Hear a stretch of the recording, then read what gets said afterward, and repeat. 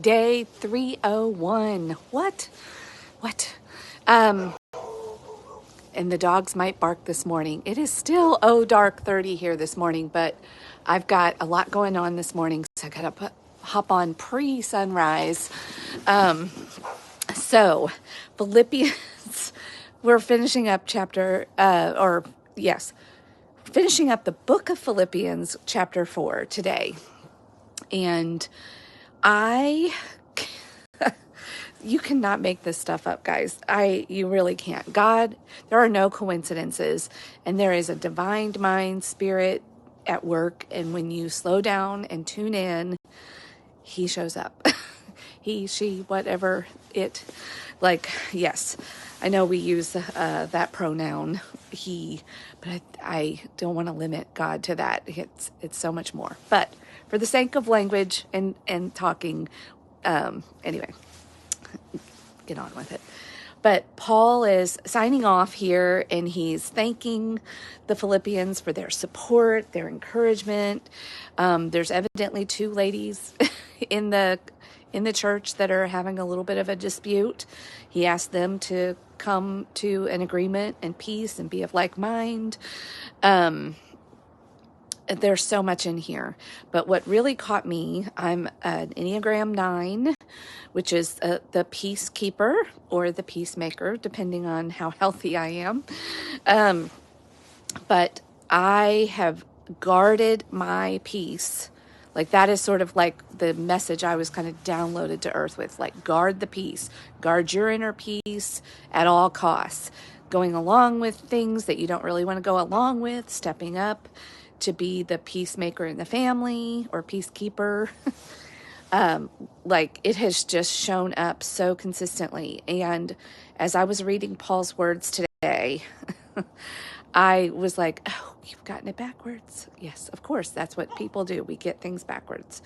And then as we mature and our faith deepens and our understanding of God grows and love and all the things, we slowly become right and turn ourselves around and are doing things more in the right order of things. And Paul talks about this peace that surpasses all understanding, ask God, tell God what you need, and then thank him for all that he's already done. And the peace that surpasses all understanding will come in and guard your heart and mind. His peace guards, not mine, not me and my own efforts trying to guard my peace. When I do that, I do the opposite of creating peace. Or I might have peace on the outside, what looks like peace on the outside, but I've shifted the conflict or the war within. Or I even check out of myself in order to have peace. It is sometimes the craziest thing. And I didn't know about it. This is sort of being asleep to yourself. But as I've slowed down in life the last few years and tried to really go in and do a lot of healing work and correcting my thinking and my heart and own it, be completely honest with myself and being willing to see sort of the shadow side of a lot of these nice behaviors that seem like they might be nice from the outside looking in, but they're not so nice, really. And they're not doing what I think they're supposed to be doing, this peace. I wasn't having a lot of peace. I might have acted like it and looked like it, but it was not real. It was a false, counterfeit version of peace. And the peace that God offers is the real deal. And love guards my heart and mind.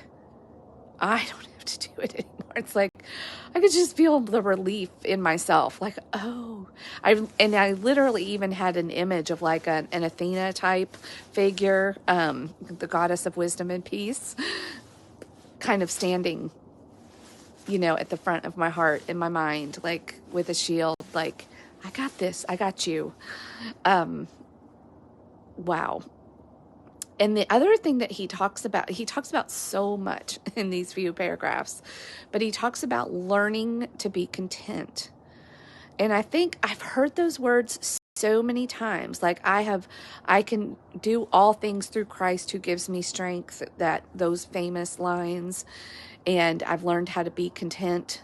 But the key word there is learn. He had to learn it. It didn't just like magically appear on him, and he wasn't just content.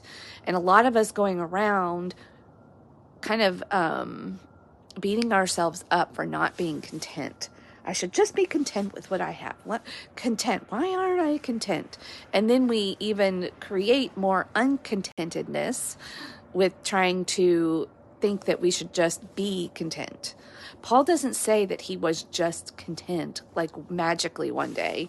It was a process. That's what learning is. It's a process. You don't just you have to learn to know, to experience. And experience is the key thing for humans. In order to learn, we must experience. And so Paul could not learn to be content with having little until a lot was taken away from him. His freedom, his actual like free will to maybe go outside of a room. He was imprisoned. But even in that, he learned how to be content. He learned how to be free, because nobody, and this is what we've heard from a lot of wonderful teachers and philosophers throughout the years, and even people like people that have come out of Auschwitz and had survived that.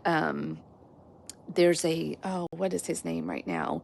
The book Unbroken, and the movie that was written about, made about him, Louis Zamperini, like people that have learned that their reality exists up here, their thought life, and you have a choice, but you have to practice it.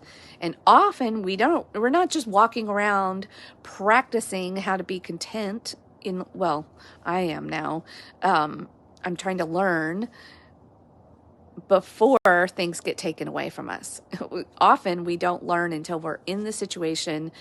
God gives us an opportunity to learn what we need to know if we're open to it. And it's often through hardship, struggle, suffering. And that's our opportunity. It's our learning lab to learn some of these difficult truths and learn how to be in those situations. The peace, rejoicing, contentedness. And he's kind of showing us how by asking God for what we need and thanking him for what we've already received, what he's already done. Hi, there's my doggos. I thought I shut the door. There she is. Here's one of my doggos.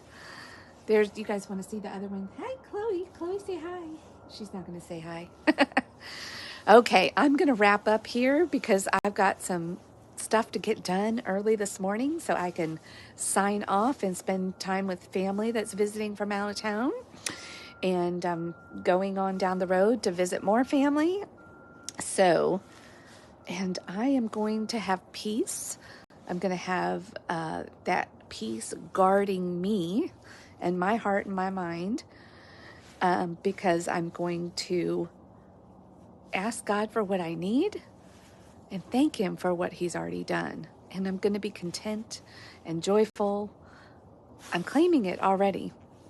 I'm feeling it already. And I will be given lots of opportunities, I'm sure, many, many more, to practice and experience and learn how to be a new way. All right, rise and shine. And by the way, I almost forgot. This is what I start talking about things and then I go off in another direction. And I didn't finish telling the story this morning. I am on an email list for another coach and who's in the health world. And I've done one of her like little mini courses. So, now I'm not on her email list, but I haven't opened one of her emails in a long time. It's been months, but I don't unsubscribe because I'm like, you never know. And you do never know. But today I felt like I just opened one of her emails and I read it all the way through. Like, it's a long email with all the things. So I didn't just open it and just casually read it. Like, I read the whole thing. And do you know what was at the end of it?